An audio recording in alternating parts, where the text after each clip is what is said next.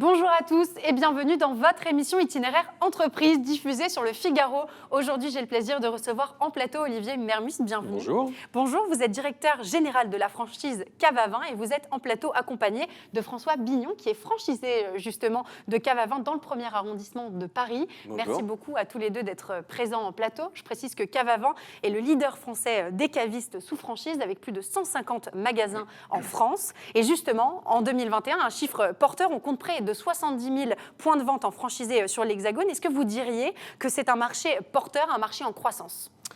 Depuis 6 ans où j'ai repris la franchise Cave à Vin et depuis 1 an où je suis administrateur de la Fédération française de la franchise, en effet, je peux vous confirmer qu'avec plus de 800 000 personnes en emploi direct ou indirect autour de la franchise et avec un chiffre d'affaires global qui est passé à 68 milliards en 2021, soit 10% de plus qu'en 2018, le modèle est gagnant-gagnant pour les franchisés, on en parlera après, et résilient dans le contexte qu'on a connu. Alors, chez Cave à Vin, justement, vous incarnez des valeurs fortes qui sont familiales. Vous revendiquez cette indépendance, bien sûr, et puis la place prépondérante que vous laissez à l'humain. Comment est-ce que ça se traduit dans vos activités ? Alors, ça se traduit d'abord par le fait que c'est mon beau-père qui a créé en 1985 la franchise Cave à Vin à La Baule. Donc, c'est déjà une histoire de famille. On est en effet indépendant au sens où tout le capital est détenu par la famille. Donc, on peut décider de façon très réactive et avec une vraie vision à moyen terme. Et puis, le côté humain, on va en parler sur ce plateau, c'est le fait qu'on forme une grande famille avec nos franchisés et avec nos vignerons. On a 300 vignerons avec lesquels on travaille aussi la main dans la main. Et tout ça forme une grande famille, Ce qui est la très famille Cave à important. Vin.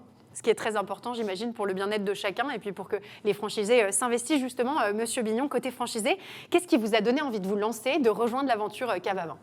Eh bien, écoutez, moi, après 30 années dans le monde du jouet, il a fallu que je choisisse une autre activité pour ma reconversion professionnelle. Et je souhaitais démarrer dans une nouvelle activité pour changer de ce monde que j'ai connu pendant 30 ans. Et pour trouver une nouvelle activité, eh bien, le monde de la franchise, le concept de la franchise semblait tout à fait me correspondre, puisque qui dit nouvelle activité dit un peu l'aventure, un petit peu l'inconnu.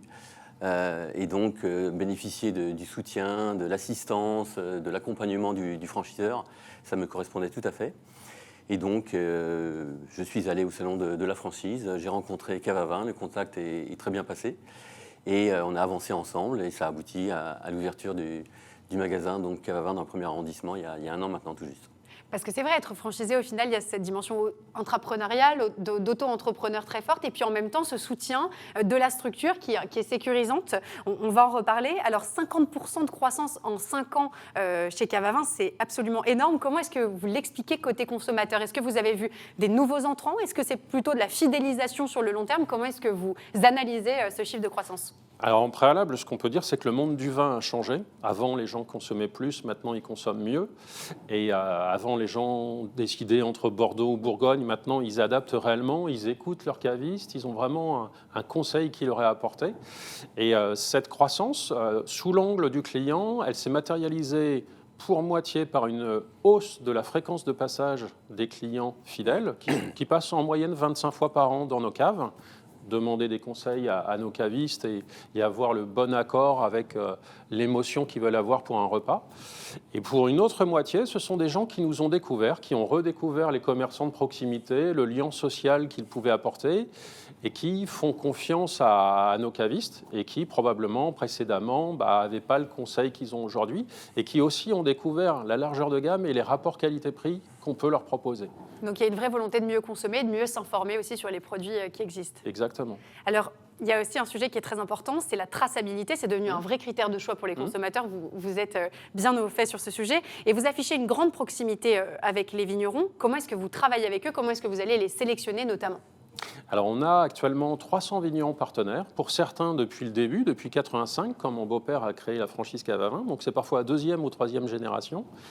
Et on organise des événements qui permettent de rencontrer les vignerons en la présence des franchisés. On fait plusieurs types de réunions et peut-être François en dira quelques mots après sur la façon qu'il a de sélectionner peut-être les produits.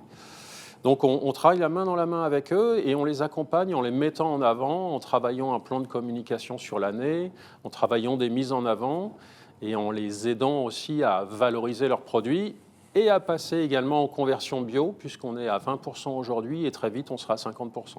Donc traçabilité, bio, et comme vous le dites, vraiment la réponse aux attentes des consommateurs. Et ça, c'est une vraie tendance aujourd'hui, oui. Justement, Monsieur Bignon, côté franchisé, comment est-ce que vous alimentez cette proximité avec les vignerons ? Alors, on l'alimente déjà par le congrès que le franchiseur Cavavin organise chaque année, où sont réunis tous les vignerons référencés chez Cavavin, sont réunis également tous les franchisés, donc il y a plus de 150 magasins. C'est l'occasion de se rencontrer, de déguster, de découvrir de nouveaux vins. On alimente également ces rencontres par l'animation de nos magasins. On organise des dégustations avec ces petits producteurs. Ça plaît énormément à la clientèle. Ça plaît également au vigneron qui est satisfait de connaître les retours sur son produit. Exactement, oui, avec les consommateurs directs. Ça plaît également aux cavistes pour qui ça crée une animation. Ça entraîne également des ventes. Donc, et puis, quand on a le temps, mais on n'a pas beaucoup de temps, on rend également visite aux vignerons sur leur terre, puisque ce sont eux qui parlent le mieux de leur vin, bien sûr. Donc voilà les différentes façons. On a également, on est en train d'installer une borne dans notre magasin sur laquelle donc se présente le vigneron, une borne interactive, et on compte beaucoup là-dessus pour présenter nos vignerons, enfin nos vignerons entre guillemets, à notre clientèle entre guillemets. C'est vrai que c'est un excellent gage de confiance et de traçabilité. Enfin, peut-être vos ambitions respectives qui doivent être en partie communes pour les prochains mois. Je ne sais pas qui veut commencer. François ? Allez-y, je vous en prie. Nous, on a ouvert la boutique il y a seulement 1 an tout juste, donc on est toujours en phase de développement, ça se passe bien. Encore plus depuis quelques semaines où les touristes étrangers dans ce quartier très touristique du centre de Paris reviennent. Donc on est en phase de développement. L'autre ambition de ce point de vente, c'est qu'on a une autre activité événementielle qu'on est en train de démarrer avec de magnifiques caves voûtées médiévales en sous-sol, et on y organisera des événements. On a commencé déjà en lien avec le vin, mais pas seulement. Donc voilà nos ambitions pour atteindre notre rythme de croisière dans 1 ou 2 ans. Super. Et côté Cavavin, plus globalement ? Au niveau global de la franchise, on est actuellement sur un plan de croissance. On a continué à recruter une quinzaine de nouveaux franchisés tous les ans sur les dernières années. On a commencé à s'internationaliser il y a 5 ans. Donc l'objectif est de dépasser les 200 franchisés rapidement, avec une quinzaine de nouveaux par an sur la partie franchise en France et un petit peu sur la partie commission affiliation. Pour faire simple, la commission affiliation, ça veut dire que le franchiseur, nous portons le stock et commissionnons l'affilié sur ce qu'il a vendu les semaines précédentes. Donc c'est un nouveau système qu'on a mis en place. Et également de compléter par 5 à 10 nouveaux franchisés par an sur l'international, là où on a vraiment beaucoup le vent en poupe aussi en ce moment. Puis en tout cas, on vous souhaite beaucoup de succès à tous les deux dans ces projets respectifs, dans un univers de passionnés. Merci Olivier Mermus. Je rappelle que vous êtes directeur général de la franchise Cavavin. Et merci à vous, François Bignon. Je rappelle que vous êtes franchisé de Cavavin dans le 1er arrondissement de Paris. Cavavin qui est, on l'a compris, le leader français des cavistes sous franchise, avec plus de 150 magasins déjà et beaucoup d'autres à venir. Merci à tous les deux d'avoir été présents aujourd'hui. Merci à vous. Merci encore. Au revoir. Et quant à nous, on se retrouve très vite pour une nouvelle émission Itinéraire Entreprise, toujours diffusée sur le Figaro. Je vous dis à très bientôt.